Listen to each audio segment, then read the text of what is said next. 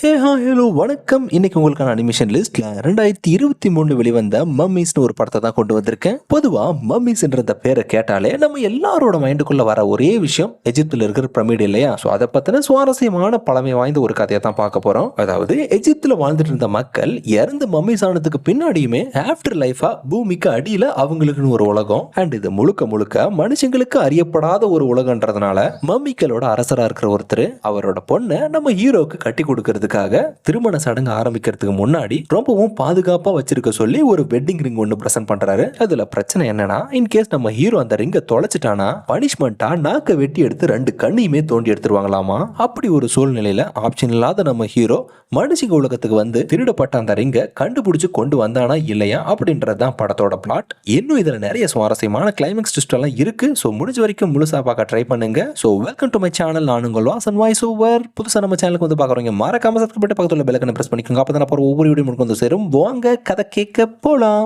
படத்தோட ஓப்பனிங்லயே நம்ம ஹீரோவை காட்டுறாங்க. அவங்க நாட்டிலேயே அவன் தான் சிறந்த தேரோட்டி. வருஷம் கண்டக்ட் பண்ற போட்டியில கலந்துகிட்டு தோத்ததா சரித்திரமே இல்லை. ஏன்னா களத்துலன்னு வந்துட்டா ஆப்போனண்டோட அடுத்த மூவ் என்னன்றது ஆல்ரெடி கெஸ் பண்ணியிருப்பான். ஸோ அந்த ஒரு யுக்தியை பயன்படுத்தி தான் ஒவ்வொரு முறையும் ஜெயிச்சான். அப்படி இந்த முறை பண்ணும்போது தான் எதிர்பார்த்த மாதிரியே ஜெயிக்கிறதுக்கான பாசிபிலிட்டி கிடைச்சிருந்தாலும் கடைசி சில வினாடிகள்ல அவனோட ரதத்துல இருந்த சக்கரம் ஒன்று கரண்டு விழுந்துருது. இருந்தாலும் பினிஷிங்ல ஜெயிச்சது என்னமோ இந்த முறையும் நம்ம ஹீரோ தான். தென் கட் பண்ணா எகிப்தில் உள்ள பிரமிடுகள்லாம் ஆராய்ச்சி பண்ணிட்டு இருக்க ஒரு ஃபேமஸான ஆர்கியாலஜிஸ்ட காட்டுறாங்க.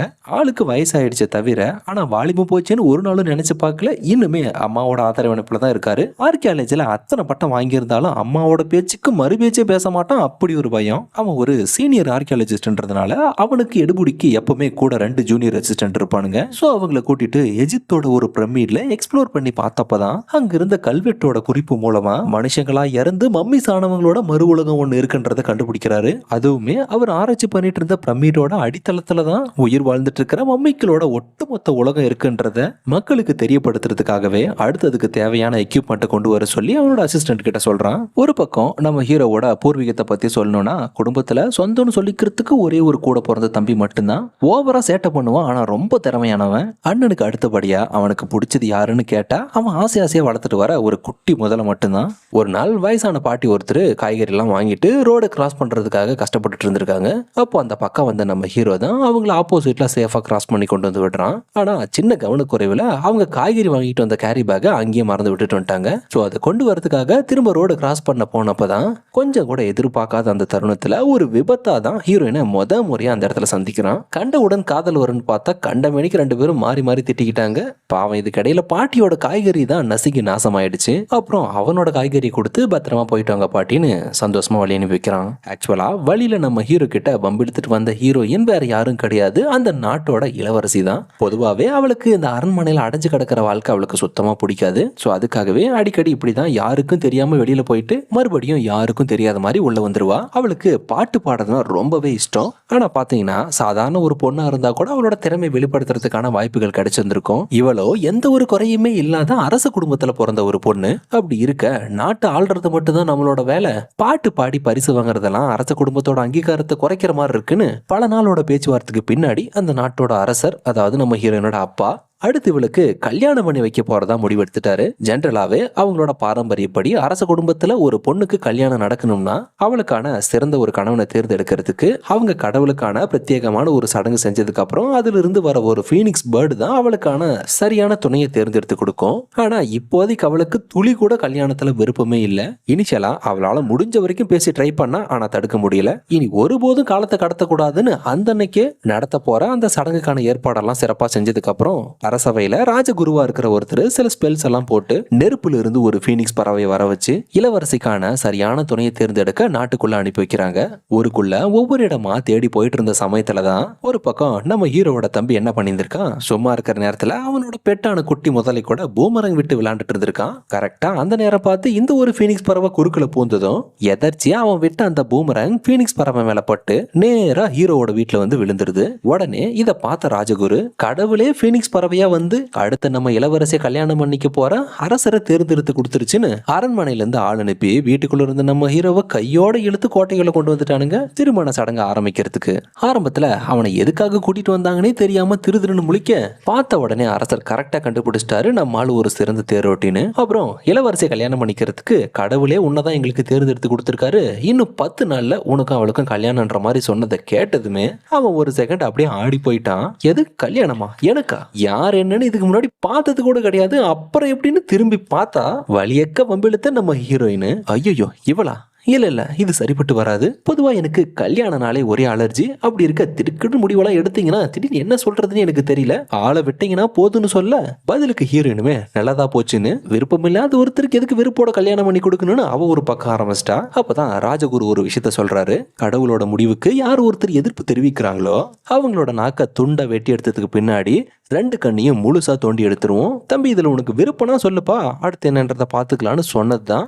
என்னங்க நீங்க எனக்கெல்லாம் கல்யாணம் பண்ணிக்க எப்பவோ சம்மதம், ஓன்னு சொல்லுங்க, இப்பயே தாலி கட்டி திருமணத்தை முடிச்சிடலான்னு பயத்துல ஹீரோ அப்படியே அடங்கிட்டான். அதுக்கெல்லாம் இன்னும் 10 நாள் டைம் இருக்கு தம்பின்னு சொல்லி அதுக்கு முன்னாடி ஒரு ப்ரெஷியஸான வெட்டிங் ரிங் அவனுக்கு பிரசன்ட் பண்ணி சரியா திருமணம் நடக்க போற 10வது நாள் அந்த மோதிரம் அவனோட கையில இருந்தாலே தவிர பனிஷ்மெண்ட் நிச்சயம்னு பக்குவமா எடுத்து சொல்லி அடுத்த அரசனாக போறவன் ஹீரோ தான் அதிகாரப்பூர்வமா அரசவையில் அத்தனை பேருக்கு முன்னாடியும் அரசர் தெரிவிச்சிட்டாரு. ஒரு பக்கம் கல்யாணம் பண்ணிக்க போற 2 பேருமே என்னடா இது நமக்கு வந்த சோதனைன்னு குண்டு தூக்கி போட்ட மாதிரி குழப்பத்துல என்ன பண்றதுன்னு தெரியாம முழிச்சிட்டு இருக்க ஹீரோவோட தம்பிக்கு அப்படி ஒரு சந்தோஷம். ஏண்டா உனக்கெல்லாம் பொண்ணு கிடைக்கிறதே பெருசு, தேரோட்டியா இருக்கிற உனக்கு தேவதை மாதிரி இளவரசியே உனக்கு கட்டி கொடுக்க போறதா சொல்றானுங்க, அதுக்கு எதுக்கு மூஞ்ச அவ்வளவு கேவலமா வச்சிருக்கிற, நல்லா சந்தோஷமா சிரிடான்னு இவன் பாடு. இவனுக்கு சின்ன வயசுல இருந்தே தனியா வளர்ந்ததுனால திடீர்னு புதுசா ஒரு ரிலேஷன்ஷிப் குள்ள நுழையிறதுன்றது ஏத்துக்க முடியாத ஒரு சூழ்நிலையா இருக்குடான்னு என்னதான் தம்பி கிட்ட சொல்லி புலம்புனாலும் எதுவும் மாற போறதில்ல. ஏன்னா நடக்க போறதும் அதுதான். கொடுத்த ரிங்க சப்போஸ் தொலைச்சிட்டானா நாக்க வெட்டி கண்ணு தோண்டி அப்புறம் பிச்சை எடுக்க விட்டுருவானுங்க. அதுக்கு இது எவ்வளவோ பரவாயில்ல. சோ உயிரை காப்பாத்திக்க வேற வழியே இல்லாம 10 நாளைக்கு அந்த ஒரு ரிங்க பத்திரப்படுத்தி வைக்கிறதுக்காகவே யாருக்கும் தெரியாம அவன் ரகசியமா வச்சிருக்கிற ஒரு இடத்துல ஒரு லாக்கர்ல சேஃபா வச்சுட்டு அங்க இருந்து போயிடுறான். அதாவது ஆக்சுவல் பிரச்சனையே இங்க தான் ஸ்டார்ட் ஆகுது. எந்த ஒரு இடத்த பாதுகாப்புன்னு நினைச்சு அந்த ரிங்க வச்சுட்டு போனானோ சேம் அதே இடத்த ஆராய்ச்சி பண்ணிட்டு இருந்த அந்த சீனியர் ஆர்கியாலஜிஸ்ட் ஒரு ரொபாட்டிக் ட்ரோன் அனுப்பி அந்த இடத்த கண்டுபிடிச்சிட்டான். அப்படியே அங்குள்ள பழமை வாய்ந்த தொல்பொருள் எல்லாம் பார்த்துட்டு அடுத்து என்ன பண்ணலான்னு அவனோட ஜூனியர் அசிஸ்டன்ட் 2 பேர்ட்ட அந்த ரொபாட்டிக் மிஷினை கண்ட்ரோல் பண்ற டேபை கொடுத்துட்டு அடுத்து என்ன பண்ணலான்னு யோசிக்கிற செகண்ட்ல 2 பேரும் சும்மா இருக்காம சண்டையை போட்டு எக்கு தப்பா கண்ட்ரோல் பட்டன்ல கைய வச்சதுனால கன்ஃபியூஷன்ல அந்த ரொபாட்டிக் மிஷின் சுத்தியுள்ள அத்தனை பொருளையுமே தட்டி விட்டு மொத்தமும் நாசமாயிடுச்சு. உங்களை நம்பி ஒரு வேலை கூட கொடுக்க முடியாதாடா, 2மே சரியான தண்டன்னு சத்தம் கேட்டு கண்டுபிடிக்கிறதுக்குள்ள ட்ரோனை திரும்ப கொண்டு வந்துடலான்னு பார்த்த சமயத்துலதான் இடிச்சு விழுந்த பொருட்களுக்கு மத்தியில ஹீரோவுக்கு பரிசா கொடுத்த அந்த ஒரு வெட்டிங் ரிங் இவனோட கண்ணுக்கு தெரிய வந்ததும் விலை மதிக்க முடியாத ஒரு ரிங் ஆச்சுன்னு அதை மட்டும் எடுத்துக்கிட்டு அங்க யாராவது வரத்துக்குள்ள டைனமேட்டை வெடிக்க வச்சு அந்த இடத்துல இருந்து ட்ரோன் மூலமா அந்த ரிங்கை கொண்டு போயிட்டான். அப்புறம் தான் வெடிச்ச சத்தம் கேட்டு மறுபடியும் ஹீரோ வந்து பாக்குறான். ரிங்கை யாரோ எடுத்துட்டு போயிட்டாங்கன்னு தெரிஞ்சதும் ஒரு நிமிஷம் அவனுக்கு உயிரே இல்ல.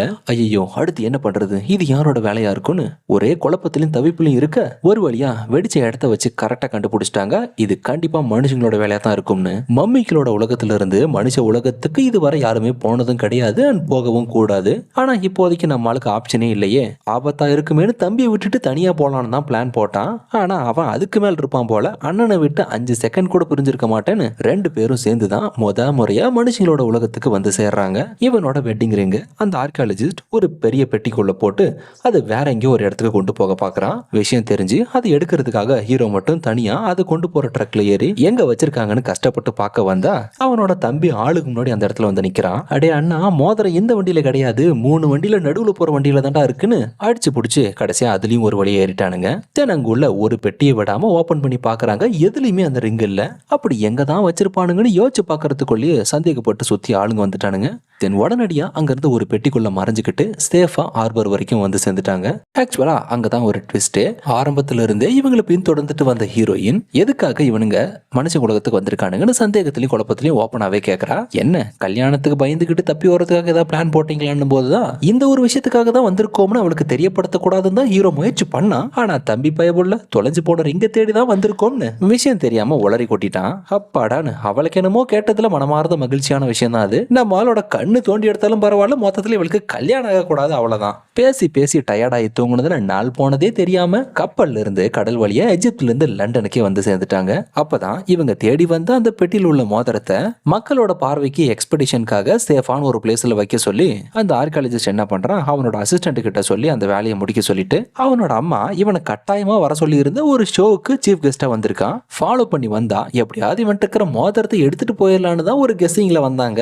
பாவம் இவங்க போட்டிருந்த பழைய காஸ்டியூமை பார்த்துட்டு அங்க நடக்க இருக்கிற ஷோல கலந்துக்க வந்த கச்சேரி கோஸ்டின்னு காம்பேரிங் பண்ண வந்தவன் இவங்களை பிடிச்சி கோத்துட்டான். கிட்டத்தட்ட அவங்கள சுத்தி இருந்த எல்லாருமே இவங்கள மாதிரியே சேம் காஸ்டியூம் போட்டிருந்ததுனால ஜெனரலாவே ஹீரோயினுக்கு பாட்டு பாடுதான் ரொம்ப பிடிக்கும் இல்லையா. ஸோ அவளோட உலகத்துல கிடைக்காத வாய்ப்பு மனுஷங்களோட உலகத்துல வாலண்டியரா கிடைச்சதுனால அவளோட முழு திறமையும் காட்டி பாட்டு பாடின ஒரு பாட்டுல அங்க வந்திருந்த ஜட்ஜஸ் தடுமாறி போயிட்டாங்க. யார் அந்த பொண்ணு இவ்வளவு அழகா பாடுறாளேன்னு. இனிஷியலா ஆர்கியாலஜிஸ்டுக்கு வந்திருக்கிறவ மம்மிக்கல் உலகத்தை சேர்ந்தவன்னு டவுட் இல்லாம தான் இருந்தது. ஆனா ஷோவோட முடிவுல அவ தொலைஞ்சு போன ரிங்க பத்தி பாட்டு பாடினதை கேட்டதுமே கரெக்டா கண்டுபிடிச்சிட்டா இது ஷோவோட கான்செப்டே இல்ல, அந்த உலகத்துல இருந்து தான் எடுத்துட்டு வந்த ரிங்கை தேடி தான் வந்திருக்காங்கன்னு. அப்புறம் ஒரு வழியா அவங்க தேடி வந்த அந்த ரிங்குமே கைக்கு கிடைச்சதும் உடனே அந்த இடத்த விட்டு தப்பிச்சு வெளியே வந்துட்டாங்க. அப்பதான் ஸ்டேஜ்ல அவ பாட்டு பாடி பட்டையை கிளப்பினதை பார்த்த ஒரு ஜட்ஜு, அவன் ஒரு மியூசிக் கம்போசர், உங்களோட வாய்ஸும் அந்த சிங்கிங் டோனும் ரொம்பவே சூப்பரா இருந்தது, பர்டிகுலரா எனக்கு ரொம்பவே பிடிச்சிருந்தது, வாய்ப்பு வேணும்னா எந்த நேரத்தினாலும் என்ன கான்டாக்ட் பண்ணுங்கன்னு அவனோட விசிட்டிங் கார்டு கொடுத்துட்டு கிளம்பிட்டான். அப்புறம் ஹீரோயின் எதுக்கு என்னோட உலகத்துக்கு போகணும், அவ ஆசைப்பட்ட மாதிரியே இந்த உலகத்துல பாட்டு பாடுற திறமைக்கான அங்கீகாரம் கிடைச்சிருக்கேன்னு பேசாம இங்கே இருந்துட்டான்னு போது ஹீரோக்கு அதுல துளி கூட விருப்பம் இல்லை.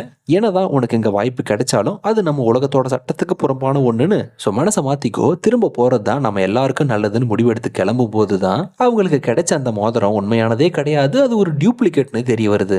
எங்கேயோ தப்பு நடந்திருக்கு, கண்டிப்பா அந்த மோதிரம் அந்த ஆளுகிட்ட தான் இருக்கும்னு அன்டைம் ஆனதுனால எதுவா இருந்தாலும் அடுத்த நாள் பாத்துக்கோன்னு அங்கேயே ஒரு இடத்துல தங்கலான்னு முடிவு பண்றாங்க. ஆனா ஜோரா மழை பெய்ய ஆரம்பிச்சிருச்சு. அப்பதான் கொஞ்ச நேரத்துக்கு முன்னாடி விசிட்டிங் கார்டு கொடுத்துட்டு போன அந்த மியூசிக் கம்போசர் ஞாபகத்துல வர உதவி தேடி ஒரு நாள் மட்டும் தங்கிக்கிற மாதிரி அவனோட வீட்டுக்கு வராங்க.